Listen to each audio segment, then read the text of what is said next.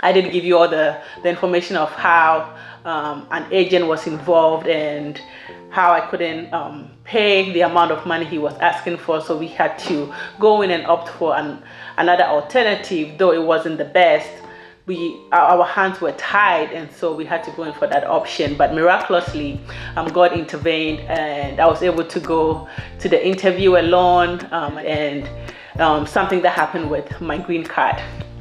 So upon arrival, hello guys, welcome back to the channel. Just want to thank you all for all the support. In today's video, I will be bringing you the part 2 of how I won the American lottery and relocated to the US. So if you haven't yet watched the part 1, I would encourage you to go back and watch that, because that will give you a better understanding of today's video. Stay tuned.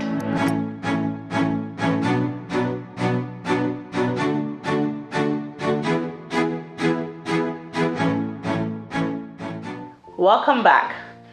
So in my previous video about how I won the American lottery and relocated to the US, I did give you all the information of how an agent was involved and how I couldn't pay the amount of money he was asking for, so we had to go in and opt for another alternative. Though it wasn't the best, our hands were tied, and so we had to go in for that option. But miraculously, God intervened, and I was able to go to the interview alone. I got the visa approved, and shortly after getting the visa, I was able to leave Ghana and fly into the US.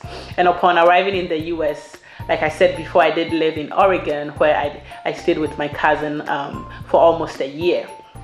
So in today's video, I'll be giving you information about how my first couple of months went, and something that happened with my green card.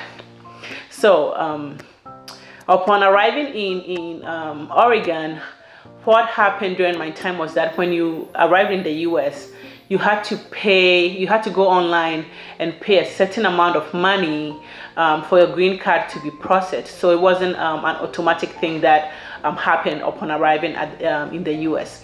So I remember myself and my cousin went online and we paid the amount of around $450 to the USCIS, that is the immigration people, and that meant that they were supposed to process my green card and send it over to me.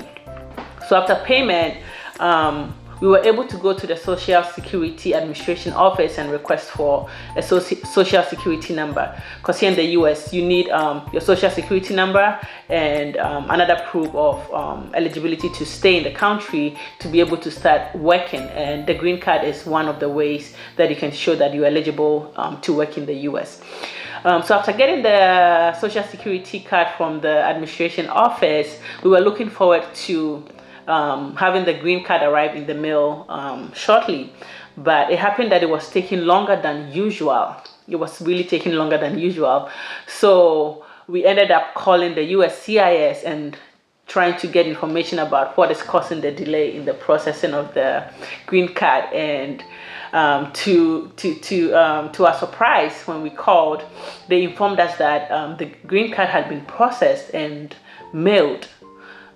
So we're like, we haven't received it yet. So they gave us the information of the address where the green card had been mailed to, and it wasn't our address in Oregon. It was an address in Massachusetts, I think Worcester, Massachusetts, or one of those cities there. And so we are like, we don't know anybody there. So we later realized that apparently when the agent was filling the visa application for us, he didn't use the information I had given to him in terms of who was going to host me when I come to the US. It looked like he already had people in the US that he works with, and so he automatically used an address that he was familiar with, right? And so he didn't take any of the information that I had given him. So there was no way for us to reach out to this person who the green card had been mailed to, because we didn't have a contact number. We only had a name, because the USCIS was able to give us the name and the address. So what happens is the name of the person is put on the mail, but I am in care of because it's not my permanent address. So that person's name is on the mail with plus my name. So they gave us the name of the person, and now how do we get in touch with this person so that we can request for him to send the green card? And of course I couldn't reach out to the agent because we hadn't paid him his money. So what had happened, I mean, I feel like my situation was really like ordained by God. I always say this, that my green card lottery winning and everything really like it was really planned. Like I had no involvement, and I just feel like God had just planned it that way. So it happened that I had a friend living in New York. This was a lady I knew from back home in Ghana, and also in UCC. We both went to school together. So she had come to the US through the green card lottery also.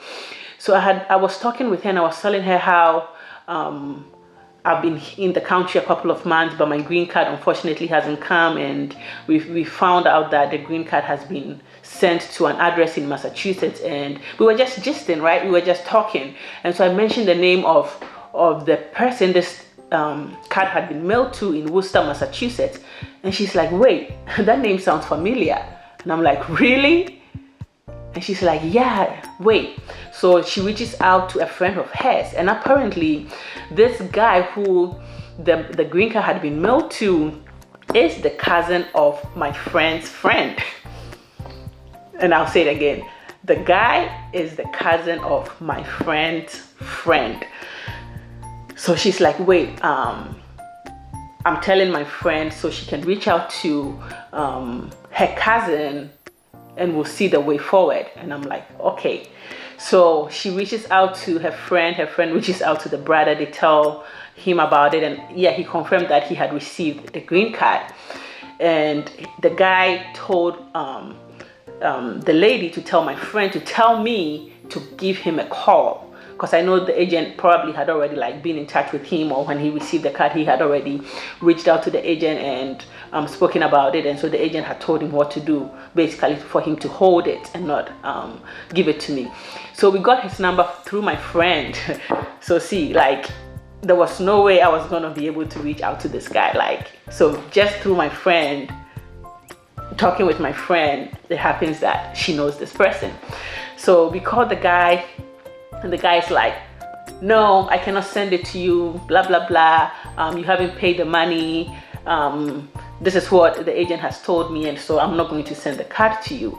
And my cousin, she was like, you know, this is the US, the laws work here, you cannot just keep a mail that does not belong to you. And so she threatened the guy. She was like, I'm going to report you to immigration. I'm going to let them know that you are causing a mail fraud, so many things. Like she was just like going by the laws, and the guy knew that he couldn't win the case. So he's like, okay, no, yeah, I'm not going to send it to you, and if anything, I'm going to send it back to the USCIS, right? He wasn't going to send it back to us, but he was like, yeah, you need to pay the money, making noise about the money and the agent. And my cousin is like, no, we don't have any money that we're going to pay now, so you have to send it. And he's like, okay, I'm not sending it to you, I'm going to send it back to the immigration people because I don't want any issue. So this guy ended up sending the card back to USCIS.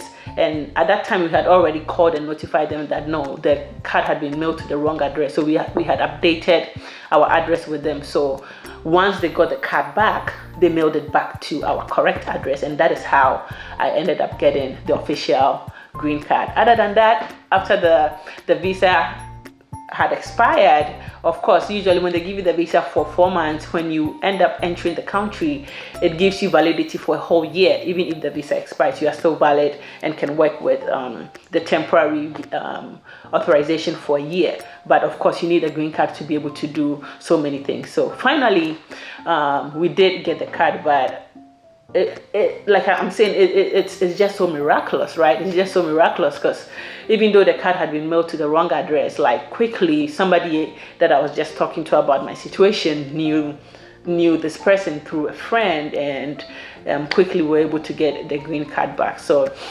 this video, the lesson that I want to pour out there is that truly God works in mysterious ways, and if he has ordained you to win the lottery and come into the country, he's going to make a way. He knows the end from the beginning. He knows the end from the beginning. Like I said, I was naive when I gave my information to the agent way back on campus in UCC. I had no idea that things were going to turn out this way, and for all that I had to go through with like somebody being attached to me and all that, like we didn't have the money. So that was an option that even though we were not happy with, we still had to proceed.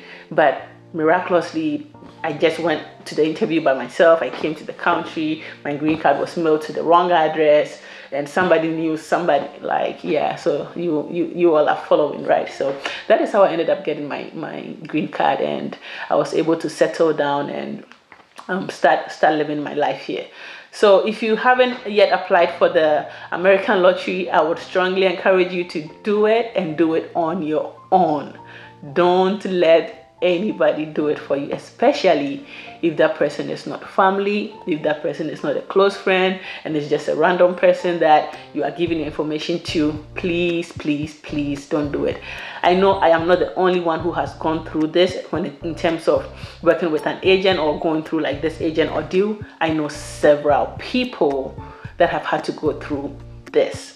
And for some people, they had to sell like a family land to raise the money to give to an agent. For some people, they had to also like go through that option of having somebody attached to them. For some people, they just went by themselves, but they had to go for a loan. So I just feel like it's just sad that for a program like this, that the US is opening up to the entire world for people to have the opportunity to travel. Some people are using that as a means to take a huge sum of money from people. I mean, I don't oppose that somebody helped you and you have to give them something, but of course, it has to be a reasonable amount of money, right? It shouldn't be that outrageous amount of money, knowing that back home in Ghana, most people do not have this amount of money, and you're not even giving people the opportunity to travel first and settle down and start working and then try to pay you what you're asking for. But using those means is just not the right way to go. So if you're an agent watching this video, I plead in the name of God that you rethink what you are doing. If you are there to help people, do it out of a genuine heart, and in terms of charging, please let it be a reasonable amount. And if you don't want to spend too much time processing the visa for the person, just give them the confirmation number. I mean, request for a reasonable amount of money and say, okay, here's your confirmation number, take it and proceed with applying for the visa yourself. But if you want me to help you, then this is what I'll charge. And let it be something that you all negotiate and come to a point of agreement before you proceed. Because I mean, we all know back home is tough. Like, I am not from a rich family, so I just feel like God put me in this position such that I'm able to help my family, my friends, and my loved ones. And I would say again, to all glory be to him, because since I came into the country, like I said, he knew my end from the beginning, and he's just put things in place for me. And I would say things are going well over the last 10 years. Of course, there are struggles here and there, but all in all, it's been an amazing journey. So yeah, watch out for our next video, because I'll be bringing you more content about immigration, about the green card lottery, about settling, family, and so many others. If you haven't yet consider subscribing to this channel, I hope this video is one that will motivate you to support us by clicking the notification bell down there, so you don't miss any of our videos. See you all soon, and enjoy the rest of your day. Thank you.